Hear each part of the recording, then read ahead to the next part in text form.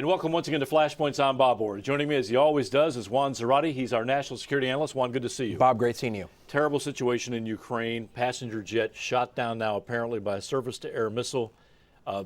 government thinks it came from the pro-Russian separatists. Yeah.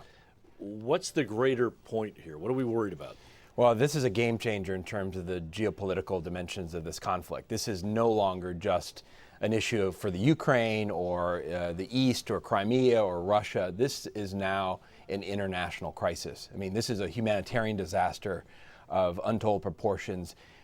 Dutch citizens, over 140 killed, AIDS researchers headed to a conference in Australia, Asians who were on the flight as well. This is now an international problem and crisis. It also exposes Russia for what it's been doing. You know, Vladimir Putin's a master of obfuscating and putting others on the defensive. And they have been arming the rebels. They've been training them. And clearly they had something to do with, at a minimum, enabling these separatists in what they've been doing. The separatists have been taking down transport planes for the Ukrainians, helicopters and fighter jets up till now. They now hit a civilian aircraft. And so what happens now is Russia has to be held to account. There has to be a change of dynamics because the current state of play with these separatists continuing to use these kinds of weapons is no longer acceptable. So is there any question here that Russia has at least some complicity? We don't know the degree to which it's involved. That's right. I think the best case scenario for Russia was they had no direct involvement, but they enabled and armed these guys. That's not good. That's terrible. And by the way, they can't control them, right?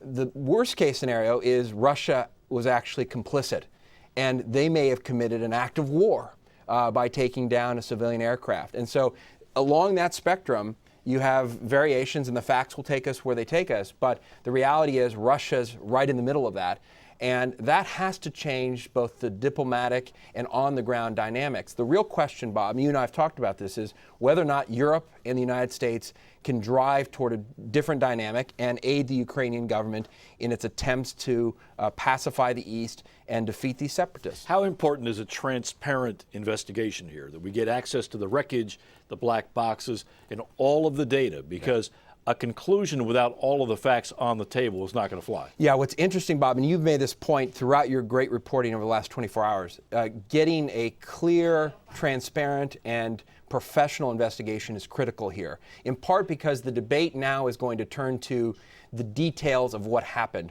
Who was responsible? Where? How did this happen? How much were the Russians involved? What level of confidence do we have in the evidence? All of that is dictated by our ability to put the facts and data together for a comprehensive picture and case. You're going to see the Russians, in particular Vladimir Putin, obfuscate and dance around the facts and try to muddy the waters. To the extent that you have a clear, credible, and convincing case around the investigation, you mute that attempt by Moscow to change the facts on the ground. So what does the U.S. government do about this? The president made a pretty strong statement, but what do we do beyond that? How do they force Putin back? Well, I think this is a moment to push Putin back on his heels. The veneer is off as to what the Russians have been doing. They've been lying, obfuscating, they've been playing this diplomatic dance while they've been continuing to foment instability and arm these separatists. Now's the moment to say enough's enough. Now's the moment to continue to press with more economic sanctions. I think this is where Europe begins to consider more seriously actions against Russian entities, companies, banks. You also, I think, have to have a debate about, do you arm and perhaps even train the Ukrainian military to help decisively in the East? If the Russians aren't going to stop, something has to stop this. And whether or not the West is going to help is something altogether an important debate. Lastly, I think the Europeans have to get morally outraged and involved. I think the Dutch should lead an effort to indict those who were complicit in this. I think the Europeans need to consider additional measures in terms of visa bans. And I think there's a real question here as to whether or not this is a game changer morally and politically. Would you agree this is the moment, though, when something has to happen, because this is the opening for the West to push a little harder? Yeah, to date, Putin has been able to obfuscate, make arguments of moral equivalency and legitimacy. This is an act of utter horror. It's illegitimate across the board. And to the extent that the Russians are involved either implicitly or directly, this is the moment to now make the case that enough's enough. Russia has to back down, and this battle for the east in Ukraine has to be over. It's one we'll have to watch. Juan, thanks very much. It's tragic, Bob. Thank you. And thanks to you for watching Flashpoints. I'm Bob Orr. We'll see you next time.